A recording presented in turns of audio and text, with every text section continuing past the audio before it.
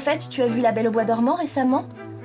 Je l'ai à peine aperçue depuis qu'on est tous arrivés dans son château de campagne. Elle doit être encore en train de bronzer. Elle avait que ça en tête. Profiter du soleil pour parfaire son bronzage. Et pour peu qu'elle se soit endormie. Oh, on devrait peut-être aller voir. Bon, il est 14h, elle risque de rôtir comme un poulet. Ah, ça va.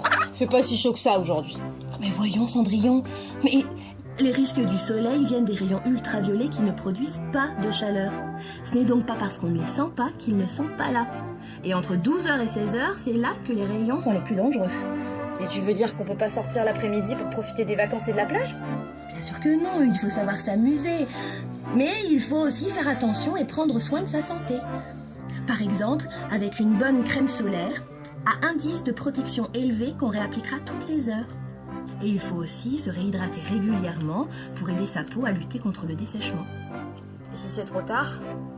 On utilise des crèmes hydratantes et réparatrices. Mais il n'y a pas que les coups de soleil, on risque aussi un coup de chaleur.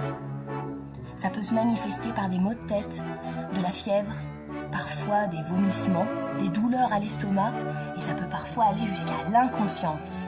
C'est souvent lié à un effort physique trop intense ou à une prise de médicaments, mais une exposition déraisonnable au soleil peut suffire, oui. Alors là, t'inquiète pas pour la Belle au bois dormant. Le seul effort qu'elle produit, c'est quand elle ouvre une porte pour entrer dans une pièce. Et pour le soleil, elle doit passer son après-midi à barboter dans la flotte. Alors, il n'y a pas de risque. Ah mais même dans l'eau, il y a un risque. Et encore plus pour les princesses comme nous qui avons des peaux douces, blanches et fragiles. Dans l'idéal, les personnes plus fragiles, comme les enfants, qui s'exposent au soleil, devraient porter un chapeau et un t-shirt en plus de la crème solaire. Et enfin, pour ce qui est de l'eau, il faut aussi éviter les risques d'hydrocution. Ça, c'est un mot que t'as inventé. Bien sûr que ça existe.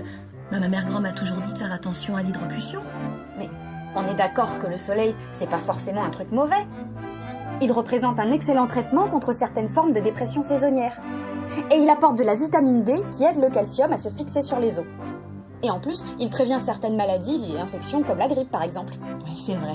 C'est quelque chose de merveilleux, le soleil, à condition d'en consommer avec modération. Le plus dangereux avec le soleil, ce n'est pas tellement les effets immédiats, mais ce qu'il provoque sur le long terme. On sait que le cancer de la peau et les mélanomes sont liés à une exposition trop importante au soleil. Je suis sûre que c'est elle qui vient de rentrer. Je te parie qu'elle est rouge comme une écrevisse.